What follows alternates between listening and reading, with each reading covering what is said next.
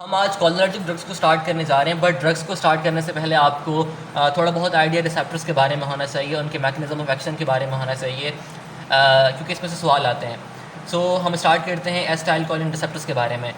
सो acetyl choline के basically दो receptors होते हैं, जिनको हम कोलिन रिसेप्टर्स कहते हैं, मस्कर्निक रिसेप्टर एंड निकोटिनिक रिसेप्टर। इनको बेसिकली हमने क्लासीफाई किया हुआ है प्लांट अल्कलॉइड्स के ऊपर, मस्करिन के ऊपर और निकोटिन की बेसिस के ऊपर, राइट।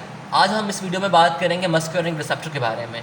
इसमें आपको क्या पता होना चाहिए? इसमें आपको रिसेप्टर की लोकेशन के बारे में पता होना चाहिए, साथ में रिसेप्टर की टाइप्स के बारे में, कौन सी टाइप का रिसेप्टर किस जगह पे मौजूद होता है, और जो मोस्ट इंपॉर्टेंट बात इसमें ये होती है कि आपको ये पता होना चाहिए कि किस टाइप के रिसेप्टर के साथ कौन सा जी प्रोटीन एफिलेटेड है और उसका मैकेनिज्म ऑफ एक्शन क्या है।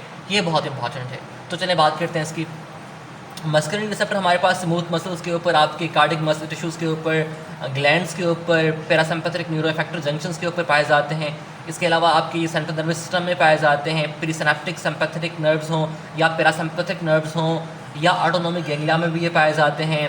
और जो ये प्रीसिनेप्टिक हमारे पास ऑटोनोमिक नर्व्स के ऊपर ये जो मस्करिन रिसेप्टर होते हैं, ये वहाँ क्या करवाते हैं, या वहाँ पर प्रीसिनेप्टिक मॉड्यूलेशन करवाते हैं, यानी कि वो फर्दर न्यूरोट्रांसमीटर की रिलीज़ को रोकते हैं। इसके अलावा जो अहम बात है वो ये है कि हमारे पास मस्करिन रिसेप्टर जो है वो ना सिर्फ पैरासिम्पैथिक के ऊपर बल्कि ये सिम्पैथिक नर्व टर्मिनल्स के ऊपर मौजूद होते हैं।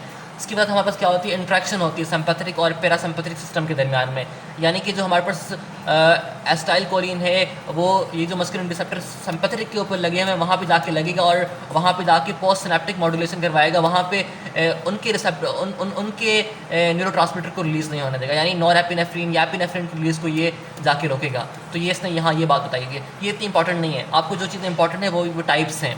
मस्कुलिन रिसेप्टर्स की बेसिकली 5 टाइप्स हैं, M1, M2, M3, M4 and M5। इसमें इंपॉर्टेंट ये है, आपको ये पता होना चाहिए कि किस टाइप के साथ कौन सा जी प्रोटीन एफिलेटेड है। हमारे पास जो ऑड नंबर है, for example M1, M3, M5 receptor है, इनके साथ GQ प्रोटीन एफिलेटेड होता है। और जब GQ प्रोटीन स्टिमुलेट होता है तो ये क्या करवाता है, हमारे पास ये फास्फोलाइपेज C को बनाता है, उसको स्टिमुलेट करता है। जब फास्फोलाइपेज C स्टिमुलेट होता है तो हमारे पास ये दो चीज़ें बनाता है, इनस्टॉल ट्राइफॉस्फेट यानी IP3 और डायएसाइल ग्लिसरॉल यानी DAG। IP3 और DAG बनाता है GQ प्रोटीन, और ये कहाँ पे होता है, ये M1, M3 और M5 रिसेप्टर के ऊपर ये लगा होता है, राइट। अब जो हमारे पास IP3 होता है ये हमारे पास क्या करता है, कैल्शियम की रिलीज़ को बढ़ा देता है फ्रॉम सार्कोप्लाज्मिक रेटिकुलम, और हम जानते हैं कि कैल्शियम की रिलीज़ क्या करवाती है, वो मसल को कॉन्ट्रैक्ट करवाती है, राइट। अगर हम बात करें ग्लैंडुलर और ये मसल की कॉन्ट्रैक्ट करवाएगी, इसके अलावा एक्सोक्राइन ग्लैंड्स हों या हमारे पास ग्लैंडुलर सिक्रेशन हो, ये उनको बढ़ा देगी, राइट। इसके अलावा अगर वेस्कुलर एंडोथेलियल सेल्स की बात करें, वहाँ पर हमारे पास IP3 क्या करवाता है, वो नाइट्रिक ऑक्साइड को रिलीज़ करवाता है, और नाइट्रिक ऑक्साइड क्या करवाती है, वो वेस्कुलर स्मूथ मसल्स की रिलैक्सेशन करवाती है, राइट। ये हमारे पास 3 रिसेप्टर तो ये हो गया, M1, M3, M5 are affiliated with GQ protein. और GQ प्रोटीन जब स्टिमुलेट होता है तो वो फास्फोलाइपेज C को एक्टिवेट करता है, और फास्फोलाइपेज C जो है वो IP3 और DAG बनाता है, और IP3 जो है वो कैल्शियम को रिलीज़ करवाता है और वो कॉन्ट्रैक्शन करवाता है, और एक्सोक्राइन में वो हमारे पास ग्लैंडुलर सिक्रेशन को बढ़ाता है, जबकि वेसिकुलर स्मूथ मसल्स की वो रिलैक्सेशन करवाता है नाइट्रिक ऑक्साइड को रिलीज़ करवा के। ये बात आपको बहुत इंपॉर्टेंट याद होनी चाहिए। इसके अलावा 2 टाइप्स और बच गई, M2 एंड M4 जो इवन नंबर है। M2 और M4 जो है वो उनके साथ GI प्रोटीन एफिलेटेड होता है। GI प्रोटीन क्या करता है, हमारे पास एक एंजाइम है ग्वानिल साइक्लेज, जो कि साइक्लिक AMP को साइक्लिक GMP में कन्वर्ट करता है। तो ये इस एंजाइम को इनहिबिट करता है, तो इसका मतलब है साइक्लिक GMP के लेवल को कम करवाता है। साइक्लिक GMP बेसिकली क्या करवाता है, वो कॉन्ट्रैक्शन करवाता है मसल्स की, तो साइक्लिक GMP को कम कर रहा है वो इसको इस एंजाइम को इनहिबिट करके एडेनाइल साइक्लेज को इनहिबिट कर रहा है। इसके अलावा ये पोटेशियम की रिफ्लेक्स को भी बढ़ा देता है। बेसिकली M2 रिसेप्टर जो है वो हार्ट के ऊपर होते हैं, वो हार्ट को स्लो करवाते हैं, उसके रेट को कम करवाते हैं। ये आपको मैं आगे पेज पे दिखाता हूँ क्लासिफिकेशन वाला चार्ट, तो ये बात आपको याद होनी चाहिए। इसके अलावा इसने यहाँ बताया हुआ है हमारे पास एसिटाइल कोलिन रिसेप्टर एगोनिस्ट जो है वो क्लिनिकल यूज़ में है, क्लिनिकल यूज़ के लिए अवेलेबल है, लेकिन वो सेलेक्टिव नहीं है, उनकी सेलेक्टिविटी इतनी ज़्यादा नहीं है, मतलब वो सारे रिसेप्टर्स को स्टिमुलेट कर सकते हैं। लेकिन एक हमारे पास अवेलेबल है, वो M1 सेलेक्टिव एंटागोनिस्ट है, इसको हम पार्नजीपिन कहते हैं। M1 जो बेसिकली होता है ये हमारे पास पैरेटल सेल्स के ऊपर लोकेटेड होता है। पैरेटल सेल्स से M1 क्या करवाता है, HCl को रिलीज़ करवाता है, और बेसिकली ये पैरेंजीपिन क्या करती है, इसको ब्लॉक करती है, तो HCl की सिक्रेशन को रोकती है। ये दवाई हम गैस्ट्रिक अल्सर्स में देते हैं, तो ये इतनी इंपॉर्टेंट बात नहीं है, तो ये इसने बताई हुई तो मैंने आपको बता दी।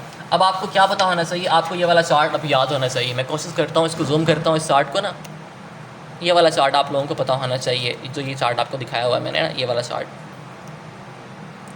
ये चार्ट पता होना चाहिए आपको। M1 रिसेप्टर कहाँ पे लोकेटेड है? M1 रिसेप्टर जो है वो आपके ऑटोनोमिक गैंग्लियाज के ऊपर, प्रीसिनेप्टिक नर्व टर्मिनल्स के ऊपर और C1 के ऊपर।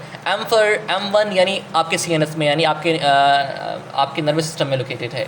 इसका मैकेनिज्म ऑफ एक्शन क्या है?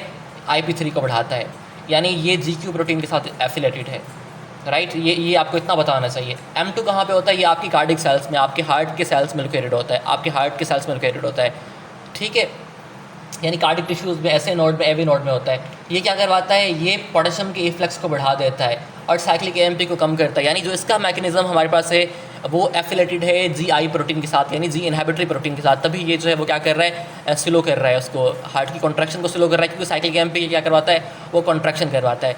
तो ये हार्ट रेट को स्लो कर रहा है और हार्ट की कंडक्शन वेलोसिटी को स्लो कर रहा है, राइट। M3 जो है वो क्या होते हैं? वो आपकी ग्लैंड्स के अंदर होते हैं, वो आपके स्मूथ मसल्स के ऊपर, आपकी ग्लैंड्स के ऊपर या वेस्कुलर स्मूथ मसल्स के ऊपर होते हैं, यानी ये आपके GIT में होते हैं। और इनका मैकेनिज्म ऑफ एक्शन भी क्या है? ये हमारे पास IP3 के थ्रू काम करते हैं, यानी ये GQ प्रोटीन के साथ हमारे पास क्या होते हैं? GQ प्रोटीन के साथ एफिलेटेड होते हैं। ये क्या करवाते हैं? हमारे पास स्मूथ मसल्स की कॉन्ट्रैक्शन करवाते हैं। आपको मैंने बताया था IP3 जो है वो कैल्शियम को रिलीज़ करवाता है, और जब कैल्शियम रिलीज़ होता है तो वो कैल्शियम कॉन्ट्रैक्शन करवाता है साइटोप्लाज्मिक रेटिकुलम में से। जब वो रिलीज होता है तो वो कॉन्ट्रैक्शन करवाता है मसल्स की। इसके अलावा वो ग्लैंडुलर सिक्रेशंस करवाता है, ये आपको मैंने बात बताई थी। यानी GIT की जो मसल्स हैं उनकी वो कॉन्ट्रैक्शन करवाएगा और स्फिंक्टर्स उनके लेस करवाएगा, मसल्स कॉन्ट्रैक्ट करवाएगा और ग्लैंडुलर सिक्रेशन को बढ़ा देगा M3। इसके अलावा जो वेस्कुलर स्मूथ मसल्स में M3 पड़ा हुआ है वो क्या करवाता है? वो नाइट्रिक ऑक्साइड की रिलीज़ करवाता है, साइक्लिक GMP के थ्रू नाइट्रिक ऑक्साइड की रिलीज़ करवाता है, और हमारे पास क्या होती है? उसकी वजह से वेज़ोडाइलेशन होती है। ये बात आपको वो याद होनी चाहिए, पता होनी चाहिए, मतलब रटी होनी चाहिए। तो इतना आपको मस्कुलर इंटरसेप्टर के बारे में इतना आपको एटलीस्ट आना चाहिए।